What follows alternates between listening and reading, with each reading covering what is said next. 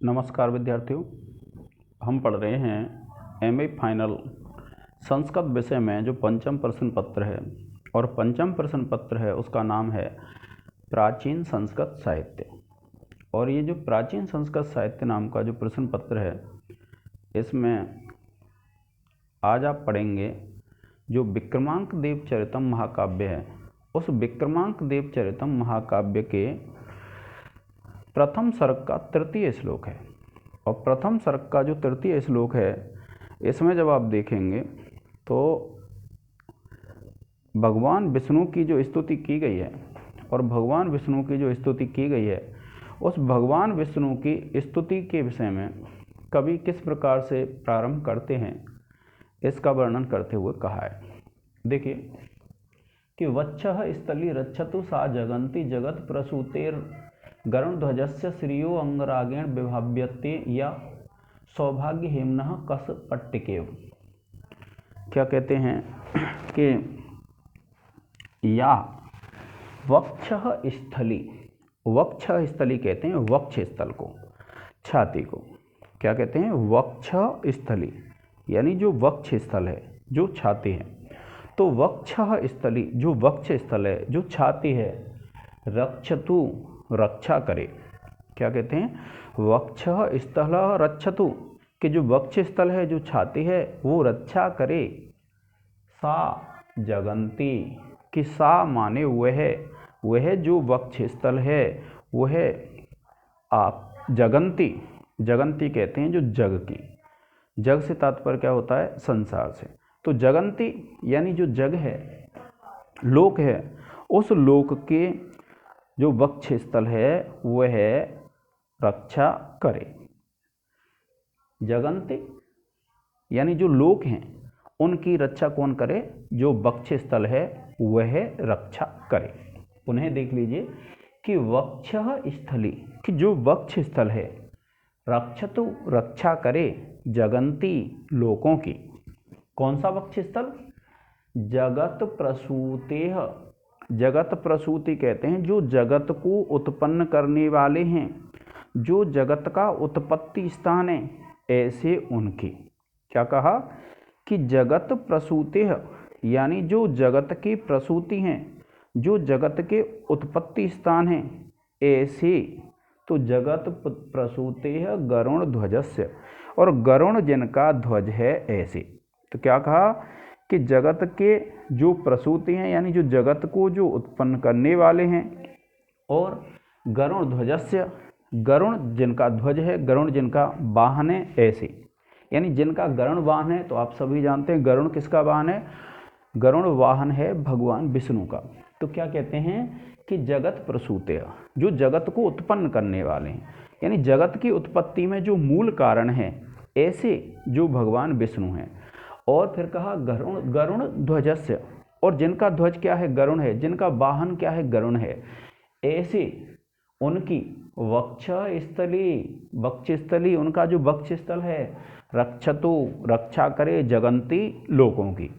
यानी ऐसे भगवान विष्णु जो जगत की उत्पत्ति का मूल कारण हैं, और जिनका वाहन गरुण ध्वज है, ऐसे जो भगवान विष्णु हैं, उनका वक्ष स्थल लोकों की रक्षा करे। अब कैसा वक्ष स्थल? यह वक्ष स्थल का विशेषण है। क्या कहा? श्रियो, श्रिया कहते हैं लक्ष्मी को, क्योंकि जो भगवान विष्णु हैं उनकी पत्नी का नाम क्या है? लक्ष्मी है। तो श्रियो अंगरागेण, कि जो श्रिया है, जो लक्ष्मी हैं, उनके अंगराग के द्वारा, यानी श्रिया यानी जो लक्ष्मी हैं, उनके अंगराग के द्वारा। क्योंकि जो लक्ष्मी हैं वो अपने अंगों पर सौंदर्य प्रसाधन लगाती होंगी, और जो सौंदर्य प्रसाधन लगाती हैं, तो जब उनका भगवान विष्णु से मिलन होता है, तो उनके अंगराग के द्वारा विभाव्यते, या कि विभाव्यते यानी जो प्रतीत होता है, विभावित होता है, या माने जो। यानी श्रियो अंगरागेण, लक्ष्मी के अंगराग के द्वारा, यानी लक्ष्मी के अंगों के राग के द्वारा, विभाव्यते, प्रतीत होता है, या माने जो। सौभाग्य हेम्नः, कि सौभाग्य हेम्नः, हेमनः कहते हैं विद्यार्थियों सोने को। तो सौभाग्य हेमनः यानी जो सोना होता है उसके सौभाग्य से युक्त, अर्थात सौभाग्य हेमनः। तो क्या कहा है कि अंगराग के सौभाग्य रूपी सोने से कसपट्टिकेव, कि कसपट्टिके का मतलब है कसपट्टिका के समान। कसपट्टिका बोलते हैं हम जो कसौटी होती है। तो सोने की जो जांच की जाती है वो किस पे की जाती है? कसौटी पे की जाती है। तो यहाँ पर क्या है, भगवान विष्णु की स्तुति की गई है। और जो मंगलाचरण है वह कौन सा मंगलाचरण है? आशीर्वादात्मक मंगलाचरण है। और आशीर्वादात्मक मंगलाचरण में जो कवि हैं भगवान विष्णु के लक्ष्मी से मिलन का वर्णन करते हुए कह रहे हैं। तो इसमें क्या है विद्यार्थियों, श्रृंगार भी व्यंजित होता है, क्योंकि जब भगवान विष्णु और लक्ष्मी के आलिंगन का जब वर्णन किया गया है तो इसमें कौन सा रस प्रतीत होता है? हमें श्रृंगार रस प्रतीत होता है। और फिर कहा है सौभाग्य रूपी सोना, तो यहाँ पर रूपक अलंकार हो जाता है। तो इसमें क्या बताया है कि ऐसे जो भगवान विष्णु हैं जिनसे लक्ष्मी का मिलन होता है, और जब लक्ष्मी का मिलन होता है तो उन दोनों के जब वक्ष स्थल एक दूसरे से मिलते हैं तो लक्ष्मी के शरीर के जो अंगराग हैं वो विष्णु के वक्ष स्थल पर लग जाते हैं। और भगवान विष्णु का जो वक्ष स्थल है वो ऐसा प्रतीत होता है जैसे सोने की कसौटी हो। तो ऐसा जो वक्ष स्थल है भगवान विष्णु का वह लोकों की रक्षा करे। यही बताया कवि ने कि संसार के कारणभूत, अर्थात जो संसार को उत्पन्न करने वाले हैं, ऐसे भगवान गरुड़ध्वज अर्थात जिनका वाहन गरुड़ है, वह भगवान विष्णु का वक्ष स्थल संसार की रक्षा करे, जो आलिंगन के समय लगे लक्ष्मी के अंगराग के कारण सौभाग्य रूपी सोने की कसौटी के समान प्रतीत होता है। यानी उनका जो वक्ष स्थल है वो ऐसा प्रतीत होता है कि जो सौभाग्य रूपी कसौटी हो। तो इसमें यही बताया गया है, एक बार पुनः देख लीजिए कि वक्षः स्थली रक्षतु, कि वक्ष स्थली जो वक्ष स्थल है रक्षतु रक्षा करे, जगंती संसार की लोकों की, सा माने वो है जगत प्रसूतिर गरुड़ ध्वजस्य, अर्थात जो जगत के प्रसूति हैं, जो जगत को उत्पन्न करने वाले हैं, और गरुड़ इनका ध्वज है अर्थात गरुड़ जिनका वाहन है, ऐसे भगवान विष्णु का वक्ष स्थल संसार की रक्षा करे। और फिर क्या कहते हैं आगे, श्रियो अंगरागेण विभाव्यते, या कि श्रियो जो श्री है, श्री का तात्पर्य होता है लक्ष्मी, तो लक्ष्मी के अंगराग के द्वारा जो प्रतीत होता है, और कैसा प्रतीत होता है, सौभाग्य हेमनः कसपट्टिकेव, कि सौभाग्य रूपी सोने की कसौटी के समान। यानी ऐसा प्रतीत होता है वक्ष स्थल जैसे सोने की कसौटी हो। और ऐसा जो वक्ष स्थल है जो लक्ष्मी के अंगराग के कारण सोने की कसौटी जैसा प्रतीत होता है, वह भगवान विष्णु जो गरुड़ध्वज हैं उनका वह वक्ष स्थल संसार की लोकों की रक्षा करे। तो इस प्रकार से क्या करना है, हमको इसकी व्याख्या कर देनी है।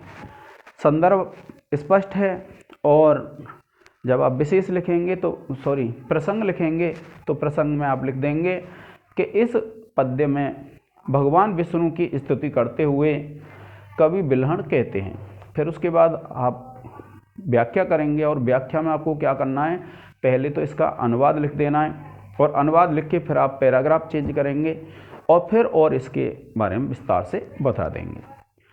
अब देखिए फिर हम लिखते हैं इसमें विशेष, और जो विशेष है उसके बारे में आप देखेंगे कि इसमें एक तो उत्प्रेक्षा अलंकार है और एक कौन सा है, रूपक अलंकार।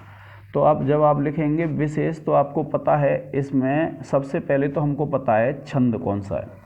तो आप देखेंगे 1 2 3 4 5 6 7 8 9 10 11, यानी 11 वर्ण हैं, और 11 जो वर्ण हैं उन 11 वर्णों से जो युक्त है इसमें कौन सा है, उपजाति छंद है। तो आप इसमें लिख देंगे नंबर 1 डाल के कि इस पद्य में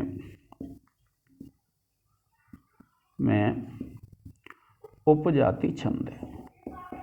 इसको क्या करेंगे विद्यार्थियों, आप रेखांकित कर देंगे। इसके बाद जब आप दूसरा लिखेंगे तो आप लिख देंगे इस पद्य में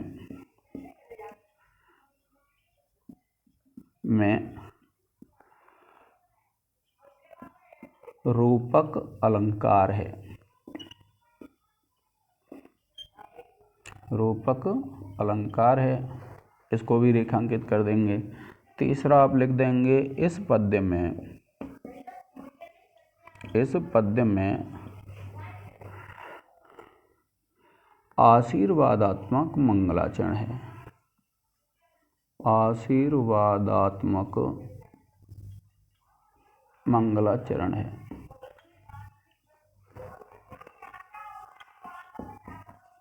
ये आपका विशेष हो जाएगा, इसका एक स्क्रीनशॉट ले लें।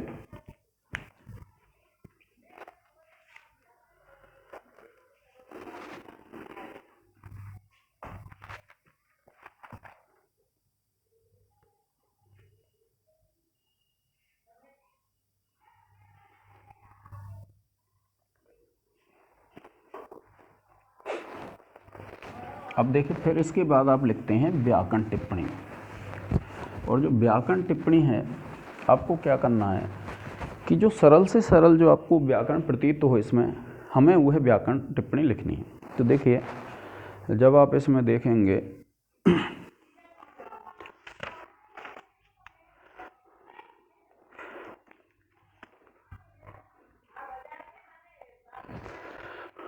देखिए, आप लिखेंगे व्याकरण टिप्पणी। अब इसमें जब आप लिखेंगे तो देखिए, पहला लिखते हैं हम रक्षतु। कौन सा लिखेंगे? रक्षतु। और आप लिखेंगे रक्ष धातु लोट लकार प्रथम पुरुष एक वचन। फिर उसके बाद आप लिखेंगे कस पट्टकेव है, तो दूसरा लिख लेंगे, दूसरा है कस पट्टकेव। तो आप लिखेंगे कस पट्टे का प्लस एव, और यहाँ आपकी संधि हो जाएगी गुण संधि।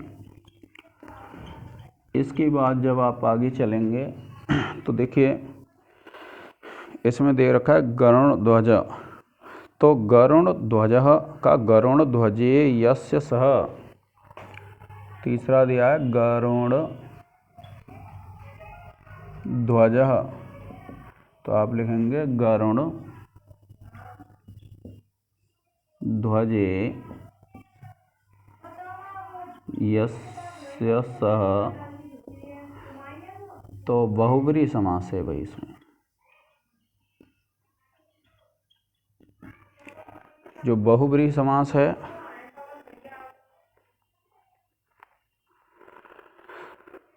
इस प्रकार से। अब देखिए, इसमें जब आप देखेंगे तो या है, ये लिख देंगे श्रेयो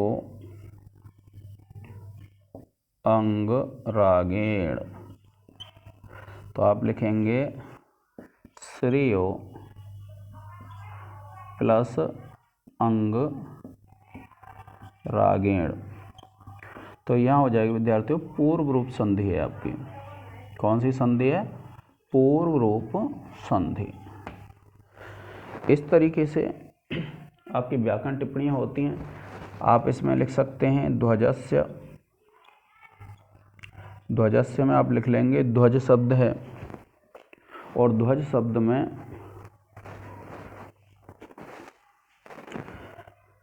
आप लिखेंगे ध्वज शब्द है और षष्ठी विभक्ति एक वचन।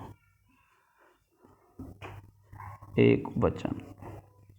इस प्रकार से आपकी व्याकरण टिप्पणी हो जाती है।